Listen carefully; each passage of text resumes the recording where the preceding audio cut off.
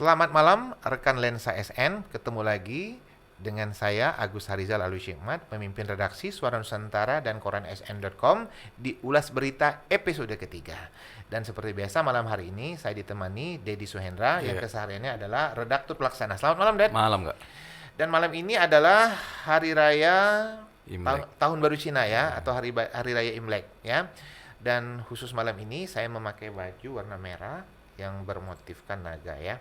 Dan ngomong-ngomong soal tahun baru Imlek, tampaknya hari raya Imlek di Palembang dirayakan cukup meriah ya di Cukup Palembang meriah, ya. Ya mungkin Dedi bisa cerita dikit. Beberapa tempat ibadah yang masyarakat yang merayakan mulai didatangi dari semalam Kak ya untuk beribadah. Selain itu juga ada penjagaan dari pihak kepolisian, diwarnai dengan tradisi-tradisi masyarakat yang merayakan ya. ini Kak. Dan dari info dari Maggie yang merayakan tahun baru Imlek bahwa salah satu kebiasaannya adalah makan bersama di malam hari, kemudian berkumpul bersama keluarga, dan juga mungkin sama dengan Lebaran di umat Muslim itu ada, kalau orang Palembang menyebutnya sanjo ya, atau saling mengunjungi ya dengan kerabat, dengan saudara atau handai tolan. Mungkin Dedi ada pantauan yang lain hari raya Imlek hari ini? Ya pantauannya terlihat jalan karena libur Kak. Libur karena ya? ini kan libur nasional kan, semenjak Agak lengang ya. agak lenggang jalan kan. Mungkin beberapa umat Tionghoa merayakannya dengan mengunjungi ya, mengunjungi, kemudian saling silaturahmi ya.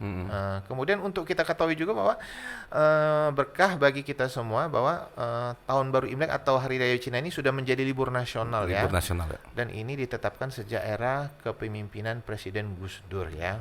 Dan ini juga menjadi penting, menjadi momen karena umat Tionghoa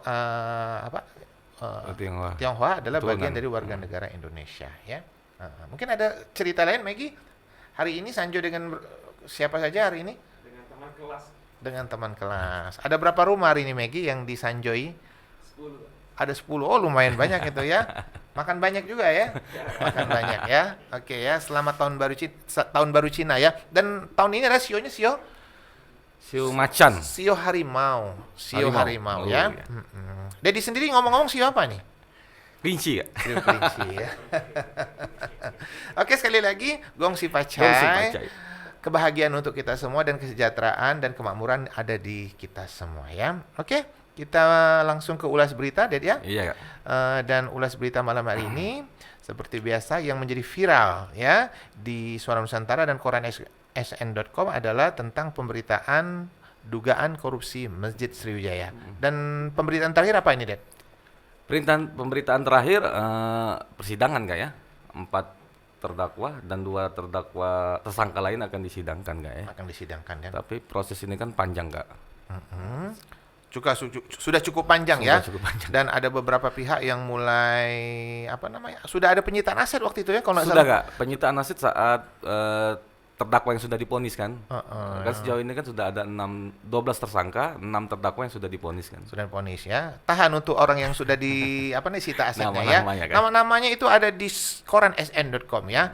Kemudian ada juga yang penerima fee ya. Ya, benar, sudah terumumkan ya. Terumumkan di persidangan. Di persidangan ya. Soal nama lain yang dinanti oleh pembaca SN yang menerima fee sesuai statement Kafenku apa nih, Ded?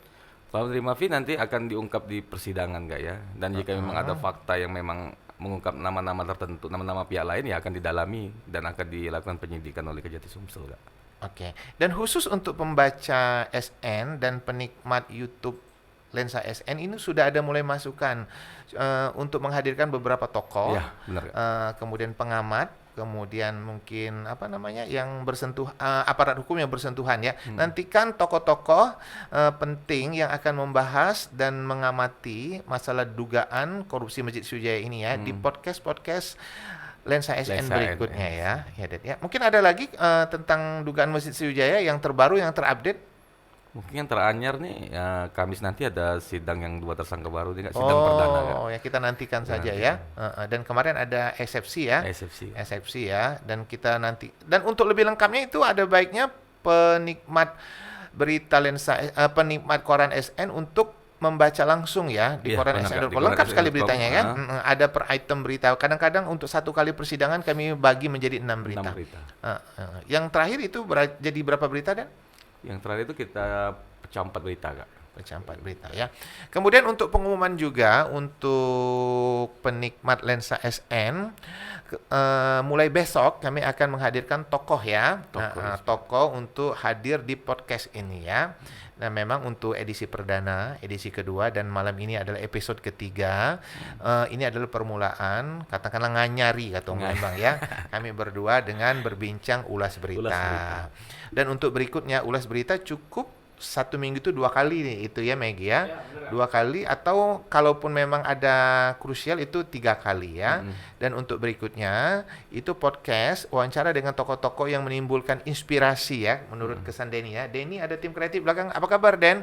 Alhamdulillah baik. Baik ya, itu kami akan memberikan tokoh-tokoh inspirasi dan akan memunculkan inspirasi yang mendalam bagi para pembaca koran SN. Itu ya kita nantikan saja tokonya. Untuk edisi Rabu ya, Rabu tanggal 2 Februari ada seorang tokoh yang akan munculkan inspirasi. Tunggu saja besok ya. Oke. Kemudian beralih ke ulas berita berikutnya apa nih, Den? Yang terhangat yang sabu pengungkapan BNN 15 kg Oke, sabu. jadi bisa itu, Kak. bercerita dikit ya. Kebetulan yang meliput ada di belakang ini ya. Ada di belakang tim kreatif. Silakan, Den. BNN Sumsel berhasil mengungkap penyelundupan 15 kg sabu di jalan tol Trans Sumatera, Kak. Dan kemarin udah dirilis oleh BNN Sumsel, Kak. Dan ada 3 tersangka yang ditangkap, Den ya. Mungkin Dedi bisa cerita dikit. Coba Den, mana Den? Mungkin dari belakang nggak apa-apa, Den. Udah expose kemarin, Den ya. Kalau untuk pemberantasan peredaran narkoba yang dilakukan BNN Sumsel kemarin di Lampung itu sebanyak 15 kg. Namun info terbaru update malam ini, infonya beredar di sosial media Polda Sumsel mengungkap 16 kilo di Banyuasin. Oke, Waduh. nanti kita update berita Update berikutnya beritanya, ya di koran.sn.com ya. Itu tugas Redpel sama Korlip ya. Update berita berikutnya di koran.sn.com ya. Oke. Demikianlah ulas berita untuk episode ketiga, dan jangan lupa ya untuk selalu like, komen, subscribe, dan dibagikan dengan handai tolan biar berita-berita Suara Nusantara, koran.sn.com dan di kanal ini makin dikenal di masyarakat Sumsel. Demikian dari saya, Agus Harizal Cikmat dan Dedi Suhendra.